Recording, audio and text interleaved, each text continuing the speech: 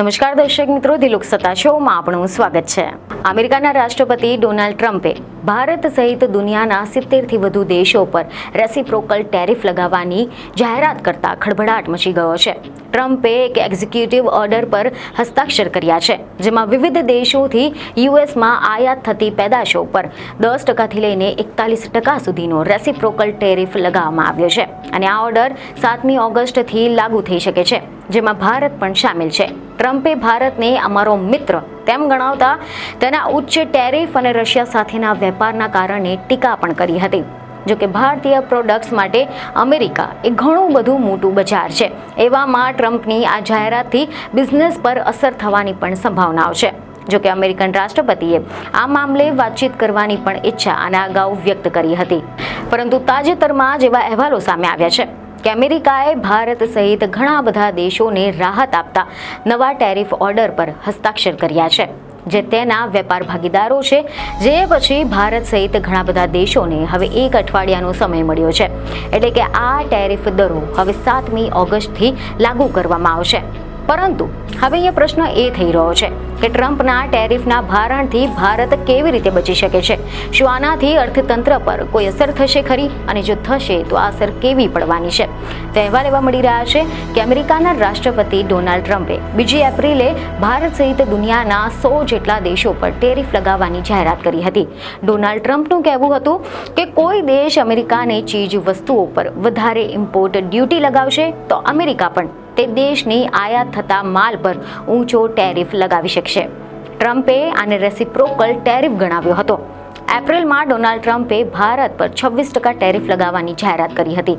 અહેવાલો એવા છે કે તે વખતે ટ્રમ્પે કહ્યું હતું કે ભારત અમેરિકાની સાથે ટ્રેડ ડીલ કરી શકે છે. અને અગાઉ ટેરિફ માટે 9મી જુલાઈની ડેડલાઇન નક્કી હતી અને ત્યાર પછી તેને 1 ઓગસ્ટ સુધી લંબાવવામાં આવી હતી. અને આ ડેડલાઇન પૂરી થાય તેનાથી 2 દિવસ પહેલા જ ટ્રમ્પે ભારત પર 25% ટેરિફ ઝીંકવાની જાહેરાત કરી નાખી. જે જાહેરાત કરતા ટ્રમ્પે સોશિયલ મીડિયા પર એક પોસ્ટ શેર કરી હતી, જેમાં તેમણે લખ્યું હતું કે ભારત અમારો મિત્ર છે, પરંતુ ભારત કેટલીક બાબતોમાં સંપૂર્ણપણે અલગ નીતિ અપનાવી રહ્યું છે. છેલ્લા કેટલાક વર્ષોમાં અમે તેમની સાથે પ્રમાણમાં ઓછો વેપાર કર્યો છે, કારણ કે તેના ટેરિફ ખૂબ જ ઊંચા છે. વિશ્વમાં સૌથી વધુ ટેરિફ તેઓ લગાવી રહ્યા છે. તેમની પાસે કોઈ પણ દેશ કરતાં સૌથી વધુ બિન નાણાકીય વેપાર અવરોધો છે. ભારત રશિયા સાથે વેપાર કરે છે, તેની સાથે લશ્કરી અને ઉર્જા સહયોગ છે. આના ઉપરાંત યુક્રેન સાથે ચાલી રહેલા સંઘર્ષ દરમિયાન પણ મોસ્કોને વૈશ્વિક સ્તરે અલગ પાડવાના પ્રયાસમાં ભારતનું વલણ અલગ રહ્યું હતું. ભારતે 1 ઓગસ્ટથી 25% ટેરિફ તેમજ દંડ ચૂકવવો પડશે, કારણ કે તે રશિયાથી લશ્કરી માલની આયાત કરે છે. જોકે ત્યારબાદ આ ટેરિફ લાદવાની જાહેરાત કર્યા બાદ ભારત સરકારે પણ પ્રતિક્રિયા આપી હતી. ભારત સરકારે જણાવ્યું હતું કે અમેરિકા સાથેના વેપારના વાટાઘાટો ચાલુ રાખીને ખેડૂતો, ઉદ્યોગ સાહસિકો અને એમએસએમઈના હિતોનું રક્ષણ કરવા માટે મજબૂત પગલાં લેશે. અને ત્યારબાદ એવા અહેવાલો સામે આવ્યા કે અમેરિકાએ ઘણા બધા દેશોની સાથે વેપાર કરારો પર હસ્તાક્ષર કર્યા છે. 70 દેશોમાં કેટલાક એવા પણ દેશો છે કે જેના પર 0થી લઈને 15% સુધીનો ટેરિફ લાદવામાં આવ્યો છે, જ્યારે કેટલાક પર 41% સુધીનો ટેરિફ લાદવામાં આવ્યો છે. અમેરિકાએ ભારત પર 25% ટેરિફ લાદવાની જાહેરાત કરી છે, જ્યારે ભારતની તુલનામાં તેમણે પાકિસ્તાન પર ઓછો ટેરિફ લાદ્યો છે. જોકે હવે બીજી તરફ એવા સમાચાર સામે આવ્યા છે કે અમેરિકન રાષ્ટ્રપતિ ડોનાલ્ડ ટ્રમ્પનો 25% ટેરિફનો નિર્ણય ભારતની અર્થવ્યવસ્થા, ઉદ્યોગ અને રાજકીય સંબંધો માટે પડકારજનક હોઈ શકે છે, કારણ કે આ ટેરિફના કારણે નિકાસ ઘટી શકે છે, જેના કારણે મોંઘવારી વધી શકે છે અને વેપાર યુદ્ધનું જોખમ પણ ઊભું થઈ શકે છે તેવું કેટલાક નિષ્ણાતોનું માનવું છે. જોકે ભારતની પાસે વધતા ટેરિફ, બજાર વૈવિધ્યીકરણ તેમજ રાજદ્વારી વાટાઘાટો જેવા કેટલાક વિકલ્પો પણ છે. આમ જોવા જઈએ તો અમેરિકાના આ નિર્ણયની સીધી અસર ભારતીય નિકાસકારો પર પડવાની નથી, કારણ કે ટેરિફ વધારવાનો અર્થ એ થાય છે કે અમેરિકાથી જે કંપનીઓ ભારતીય માલ સામાન આયાત કરે છે તેમને તેમની સરકારને વધુ કર ચૂકવવો પડશે. આ ભારણ તેઓ કાં તો ગ્રાહકો પર નાખશે અથવા તો નફાનું માર્જિન ઘટાડી શકે છે. ભારતીય નિકાસકારોને એકમાત્ર નુકસાન એ છે કે અમેરિકાના બજારમાં સમય જતાં તેના ઉત્પાદનોની માંગ ઘટી શકે તેવી સંભાવના છે. આપણે અમેરિકા અને ભારત વચ્ચે વ્યાપારિક સંબંધ પર જો એક નજર કરીએ તો એવા રિપોર્ટ મળી રહ્યા છે કે વર્ષ 2024માં ભારત અને અમેરિકાની વચ્ચે $129 અબજ વેપાર થયો હતો, જેમાં ભારતનો લગભગ $46 અબજ વેપાર સરપ્લસ હતો.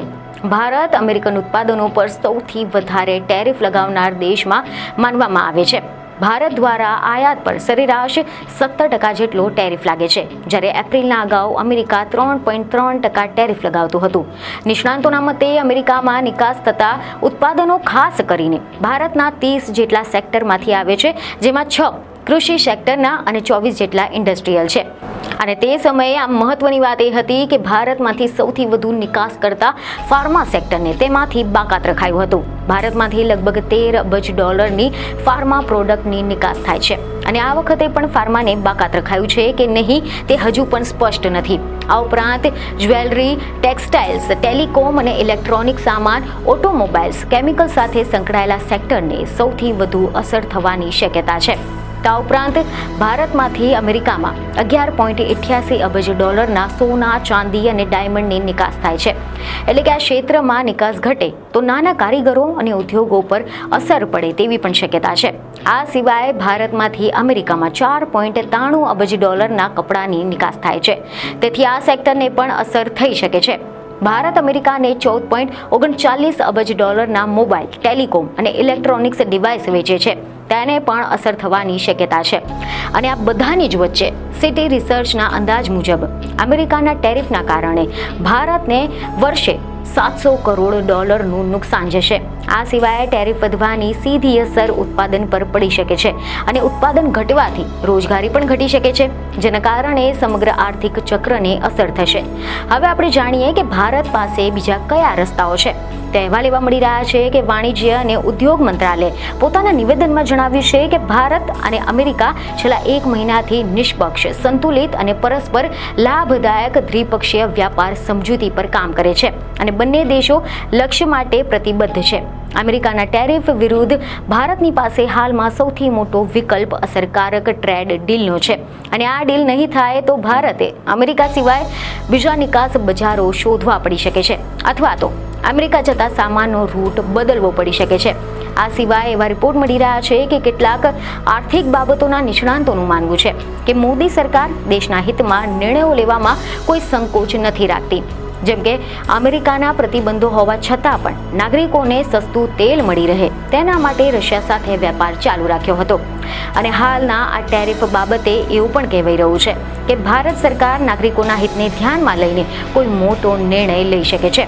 ભારત આ ટેરિફનો સામનો કરવા માટે કેટલાક પગલાં લઈ શકે છે, જેમ કે ભારત અમેરિકાના ઉત્પાદનો પર વળતા ટેરિફ પણ લાદી શકે છે, જેમ વર્ષ 2019માં કરવામાં આવ્યું હતું. આ સિવાય ભારત અમેરિકા પર નિર્ભરતા ઘટાડવા માટે યુરોપ, આસિયાન અને મધ્ય પૂર્વના બજારોમાં નિકાસ વધારી શકે છે. તેમજ ભારત અમેરિકા સાથે દ્વિપક્ષીય વાટાઘાટો દ્વારા ટેરિફ ઘટાડવાનો પ્રયાસ કરી શકે છે. ટ્રમ્પે જણાવ્યું હતું કે ભારત સાથે સોદાની શક્યતા હજુ ખુલ્લી છે. આ ઉપરાંત ભારત વિશ્વ વેપાર સંગઠન WTO ટેરિફનો વિરોધ કરી શકે છે જો તે આંતરરાષ્ટ્રીય વેપાર નિયમોનું ઉલ્લંઘન કરે છે. હવે જો આપણે વાત કરીએ કે આ શું છે ટેરિફ, તો અહેવાલ પ્રમાણે આ ટેરિફ એક પ્રકારનો આયાત કર છે. કોઈ દેશમાં બહારથી ચીજ વસ્તુઓ કે પછી માલ સામાન સ્થાનિક બજારમાં વેચાણ માટે મંગાવવામાં આવે ત્યારે તેના ઉપર ટેક્સ લાદવામાં આવે છે, જેને ટેરિફ કહેવામાં આવે છે. તેનાથી જે આયાત થતી વસ્તુ હોય તે મોંઘી બની જતી હોય છે, અને આના કારણે સ્થાનિક ઉદ્યોગોને સ્પર્ધા કરવાનો એક સ્કોપ મળી શકે છે. વિદેશી ચીજ વસ્તુઓ બજારમાં ઓછા ભાવે ઉપલબ્ધ થાય તો સ્થાનિક ઉદ્યોગ કે પછી ઉત્પાદનોને નુકસાન પહોંચવાની સંભાવના રહે છે. ટેરિફ એક રીતે કોઈ દેશની આવકનું સાધન પણ છે. તેના ઘણા બધા પ્રકારો હોય છે, જેમ કે ઇમ્પોર્ટ ટેરિફ એટલે એવો ટેક્સ કે જે દેશમાં આયાત થતા સામાન પર લાગે છે. જોકે ઘણા કિસ્સાઓમાં તો એક્સપોર્ટ ટેરિફ પણ લગાવવામાં આવે છે, પરંતુ બહુ જોવા મળતો નથી. ત્યારબાદ આવે છે રેવન્યુ ટેરિફ એટલે કે સરકારની આવક વધારવા માટે, અને પ્રોટેક્ટિવ ટેરિફ એટલે કે વિદેશી કંપનીઓની સ્પર્ધા ટકી રહે તેના માટે સ્થાનિક ઉદ્યોગોનું રક્ષણ કરવા માટે આવા ટેરિફનો સમાવેશ કરવામાં આવે છે. સ્પેસિફિક ટેરિફ એટલે કે એવા કર કે જે કોઈ ઉત્પાદનના પ્રતિ એકમ લગાવવામાં આવે છે. તો ઘણી વખત કોઈ દેશ બીજા દેશ પર ટેરિફ લાદે તો જે તે દેશ જવાબમાં વળતી જો કાર્યવાહી કરે તેને રેસિપ્રોકલ ટેરિફ કહેવાય છે. અને આ ટેરિફનો મૂળ ઉદ્દેશ તો એ છે કે તેનાથી સ્થાનિક ઉદ્યોગોને પ્રોત્સાહન મળે અને તેઓ સ્પર્ધામાં ટકી રહે. બીજું કે સરકારને આવક થાય અને નફા થાય. અમુક દેશોમાં આયાતમાં ઘટાડો કરીને ઘરેલું ઉત્પાદનો જ મહત્વ આપવા માટે વધુ ટેરિફ લાદે છે. ઘણી વખત તો અમુક ઉત્પાદનો પર્યાવરણ માટે કે પછી જાહેર જનતાના સ્વાસ્થ્ય માટે જો નુકસાનકારક હોય તો તેમની ઉપર પણ વધુ પ્રમાણમાં ટેરિફ લાગુ કરવામાં આવે છે કે જેનાથી નિયંત્રણમાં આવી શકે. તો આ અંગે તમારો અભિપ્રાય શું છે તે અમને કમેન્ટ કરીને જરૂરથી જણાવો. બીજને ખબર સાથે ફરી મળીશું. ધન્યવાદ.